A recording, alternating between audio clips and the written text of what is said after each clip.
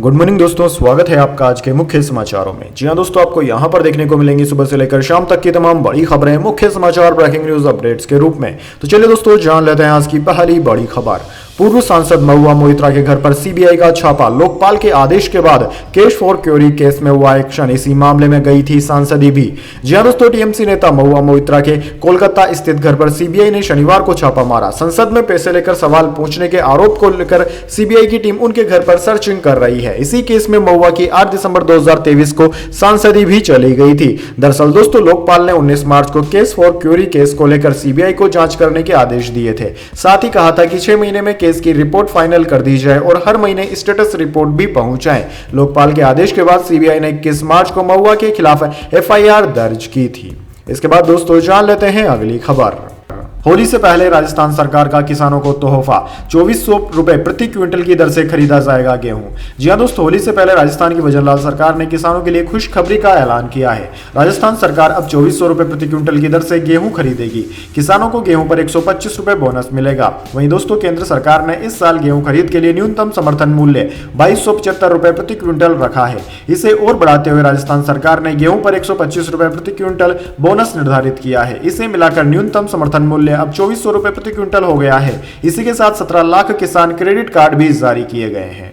इसके बाद दोस्तों, जान लेते हैं अगली खबर। गिरफ्तारी और रिमांड के खिलाफ हाईकोर्ट पहुंचे केजरीवाल। अर्जी पर कल ही सुनवाई की लगाई गुहार। जी हां दोस्तों, दिल्ली के मुख्यमंत्री अरविंद केजरीवाल ने अपनी गिरफ्तारी और शुक्रवार को ट्रायल कोर्ट द्वारा ईडी को दी गई रिमांड के खिलाफ दिल्ली हाईकोर्ट का रुख किया है। उन्होंने अपनी याचिका में हाईकोर्ट से तत्काल सुनवाई की मांग करते हुए कल ही सुनवाई की गुहार लगाई है। केजरीवाल ने अपनी याचिका में दलील दी है कि उनकी गिरफ्तारी और रिमांड आदेश दोनों अवैध हैं और वह तुरंत हिरासत से रिहा होने के हकदार हैं। साथ ही उन्होंने कार्यवाहक मुख्य न्यायाधीश से रविवार यानी कि 24 मार्च को तत्काल सुनवाई की मांग की है। ईडी ने गुरुवार को केजरीवाल के घर पर सर्च के बाद उन्हें गिरफ्तार कर लिया था और शुक्रवार को दिल्ली की रावत एवेन्यू कोर्ट के समक्ष पेश किया था, जहां से कोर्ट ने केजरीवाल को 28 मार्च तक ईडी की रिमांड पर भेज दिया है। वहीं दोस्तों, ईडी ने केजरीवाल को अदालत में पेश कर 10 दिन की रिमांड मांगी थी, लेकिन अदालत ने जांच एजेंसी को 6 दिन की रिमांड दी है। अब उन्हें 28 मार्च को दोपहर 2 बजे कोर्ट के समक्ष पेश किया जाएगा।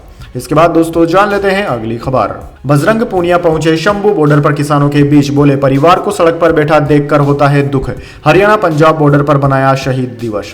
जी हां दोस्तों, किसान आंदोलन 2 का आज 23 मार्च को 40वां दिन है। संयुक्त किसान मोर्चा, गैर राजनीतिक और किसान मजदूर मोर्चा के आह्वान पर शनिवार को किसान शंभू बॉर्डर और खनौरी बॉर्डर पर शहीद दिवस मनाया। इस मौके पर अंतर्राष्ट्रीय पहलवान बजरंग पूनिया पहुंचे। उन्होंने शहीद आजम भगत सिंह, राजगुरु और सुखदेव को श्रद्धांजलि दी। मंच से संबोधित करते हुए पहलवान बजरंग पूनिया ने कहा कि अगर शहीदों के 1% विचार अपने अंदर लेकर चले गए तो हमें जीतने से कोई नहीं रोक सकता। बड़ा दुख होता है कि हमारे परिवार के सदस्य सड़कों पर बैठे हैं, कैसे उनके ऊपर अत्याचार किया जा रहा है। इसके बाद दोस्तों, जान लेते हैं अगली खबर। मास्को आतंकवादी हमले में अब तक 143 की मौत, 11 गिरफ्तार। पुतिन ने कल राष्ट्रीय शोक घोषित किया। रूस बोला, खून का बदला खून से लेंगे।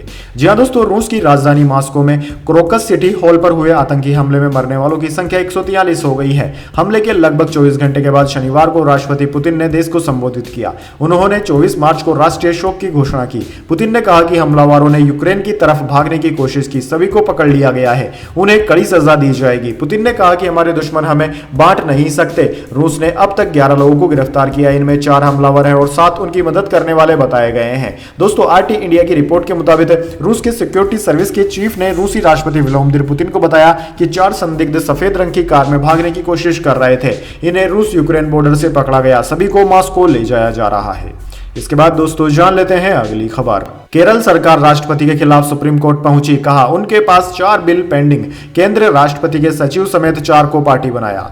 जी हां दोस्तों, केरल सरकार ने सुप्रीम कोर्ट में राष्ट्रपति के खिलाफ अर्जी लगाई है। इसमें कहा गया है कि वे 4 लंबित बिलों को मंजूरी नहीं दे रही है। इन विधेयकों को राज्य विधानसभा पास कर चुकी है। केरल सरकार ने याचिका में जिन 4 बिलों का जिक्र किया है उनमें university laws amendment number 2 bill 2021, the Kerala सरकार कोऑपरेटिव सोसाइटी संशोधन bill 2022, the university laws amendment bill 2022 और the university laws amendment number 3 bill 2022 है। केरल सरकार ने यह भी कहा है कि बिना कोई कारण बताए इन बिलों को असंवैधानिक करार दिया गया है। इसके बाद दोस्तों जान लेते हैं अगली खबर। हिमाचल कांग्रेस के 6 बागी विधायक बीजेपी में हुए शामिल। 3 निर्दलीयों ने भी भाजपा ज्वाइन की, सभी को उपचुनाव में पार्टी टिकट का ऑफर।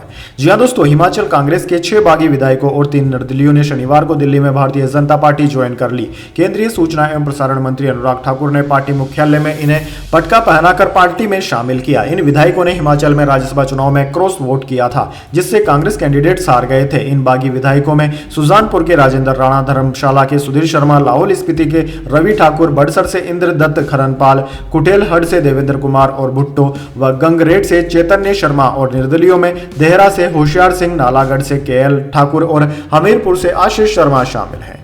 इसके बाद दोस्तों जान लेते हैं अगली खबर। इलेक्ट्रोल बॉन्ड की बैलेंस शीट। देश की 771 कंपनियों ने 11,484 करोड़ के बॉन्ड खरीदे। 22 कंपनियों ने ही 50% चंदा दिया।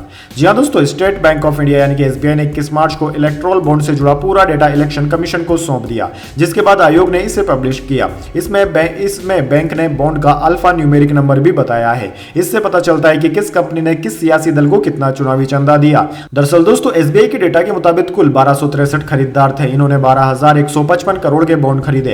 इनमें 771 कंपनियों ने 11,484 करोड़ के बॉन्ड खरीदे। इनमें आधी रकम सिर्फ 22 कंपनियों के पास से आई है। इनके कारोबार ट्रेडिंग, खनन, धातु, रियल एस्टेट, निर्माण, ऊर्जा और दूरसंचार से लेकर फार्मास्यूटिकल्स तक फैले हुए हैं। ट्रेडिंग सेक्टर से जुड़ी कंपनियों ने सबसे ज्यादा 2,955 करोड़ रुपए सियासी दलों को दिए हैं। इनमें सबसे ज्यादा 963 करोड़ रुपए भाजपा को मिले हैं। दोस्तों आपकी जानकारी के लिए बता दें, एसबीआई के डेटा के मुताबिक कई कंपनियां ऐसी हैं जिन्होंने मुनाफे से कहीं ज्यादा चंदा दिया है। सबसे ज्यादा 1368 करोड़ रुपए चुनावी चंदा देने वाली फ्यूचर गेमिंग का शुद्ध मुनाफा 2020 से 2024 के बीच महज 215 करोड़ रुपए रहा था। इसके बाद दोस्तों जान लीजिए अगली बड़ी खबर। केजरीवाल केस पर कमेंट करने पर जर्मन डिप्लोमेट तलब। जर्मनी ने कहा था उनका निष्पक्ष ट्रायल हो। भारत का जवाब, हमारे मामले में दखल न दें। जी हां दोस्तों, दिल्ली के सीएम की गिरफ्तारी पर बाहरी देशों की प्रतिक्रिया आनी शुरू हो गई है। जर्मनी पहला देश है जिसने केजरीवाल की गिरफ्तारी पर बयान दिया। जर्मनी के विदेश मंत्रालय ने शुक्रवार को कहा कि हमने इस मामले को नोटिस में लिया है। केजरीवाल को निष्पक्ष और सही ट्रायल मिलना चाहिए। जर्मनी के विदेश मंत्रालय के इस बयान पर भारत के विदेश मंत्रालय ने आपत्ति जताई। भारत ने जर्मनी असेंबली के डिप्टी हेड को तलब किया। न्यूज एजेंसी एएनआई के मुताबिक उनसे कहा गया है कि जर्मनी भारत के आंतरिक मामलों में दखलंदाजी न करे। इसके बाद दोस्तों जान लेते हैं अगली खबर। अनशन के बाद भी लद्दाख की आवाज क्यों नहीं पहुंच रही है दिल्ली? प्रधानमंत्री मोदी को दिखानी चाहिए संवेदनशीलता। जी हां दोस्तों, पिछले कई महीनों से केंद्र शासित प्रदेश लद्दाख में लोग आंदोलन कर रहे हैं। लद्दाख के दोनों जिलों लेह और कारगिल में लोग सड़कों पर उतर रहे हैं। लद्दाख को संविधान की 6ठी अनुसूची में शामिल करने और राज्य का दर्जा देने समेत की गई कई मांगों को लेकर स्थानीय लोग अनशन से लेकर प्रदर्शन में जुटे हुए हैं। लद्दाख की संस्कृति और पर्यावरण को बचाने की इस लड़ाई में लोकतंत्र की बहाली का मुद्दा भी शामिल है। Save Ladakh, save Himalaya, save glacier के तहत पूरा आंदोलन चल रहा है। दोस्तों देश के जाने माने चेहरे सोनम वांगचुक 21 दिन के अनशन पर है। सोनम वांगचुक का अनशन 6 मार्च को शुरू हुआ था। उन्होंने इस अनशन को क्लाइमेट फास्ट का नाम दिया है। मैग्सेसे अवार्ड विनर, पर्यावरणविद, शिक्षा सुधारक और समाज सेवक कार्यकर्ता सोनम वांगचुक के साथ बड़ी संख्या में स्थानीय लोग भी अनशन में हिस्सा ले रहे हैं। लेकिन प्रधानमंत्री मोदी अपने मैनिफेस्टो में लद्दाख की मांगों को पूरा करने का वादा करने के बाद भी इस आंदोलन के बारे में बात करने को तैयार नहीं है। उनमें थोड़ी भी संवेदनशीलता नहीं दिखाई जा रही है।